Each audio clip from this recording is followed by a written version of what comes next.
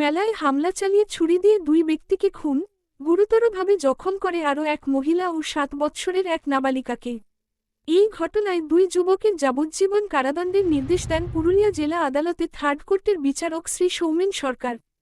2018 সালের 6ই মার্চ পুরুলিয়া মফস্বল থানার দেউলি গ্রামে একটি মেলা চলার সময় ছুরি দিয়ে হামলা চালায় শেখ নিয়ামত ও শেখ হাসিবুল। তাদের বাড়ি পুরুলিয়া মফস্বল থানার হুটমুড়া গ্রামে। ঘটনায় ঈশ্বর মাহাতো ও কানাই মাহাতোর মৃত্যু হয়। গুরুতর আহত হয় পানবালা মাহাতো ও রিয়া মাহাতো। বৃহস্পতিবার এই সাজা ঘোষণার দিন প্রচুর ভিড় জমে পুরুলিয়া জেলা আদালতে।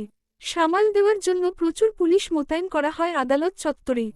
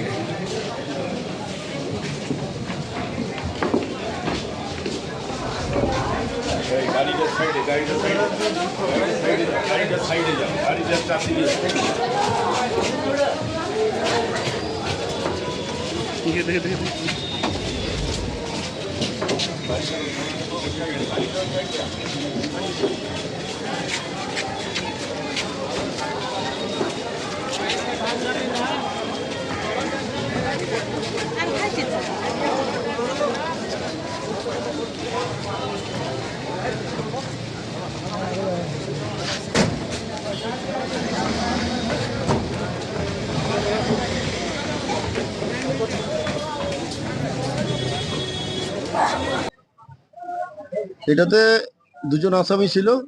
আমি একজনের জন্য ডিফেন্স করেছিলাম, শেখ হাসিবুল।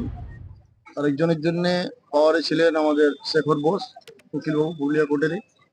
আবার দুজনের জন্য আমাদের যে এভিডেন্স যে বিচার হয়েছে তার পুরো সাক্ষী ফাক্ষী সমস্ত আমাদের সিনিয়র গৌতমবাবু করেছিলেন।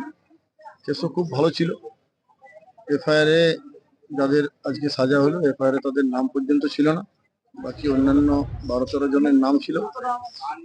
ইনভেস্টিগেশন করার সময় পুলিশ তাদেরকে বাদ দিয়ে দিয়েছিল এবং এই দুজনের নামে চার্জশিট হয়েছিল। কোন কোর্টে হলো?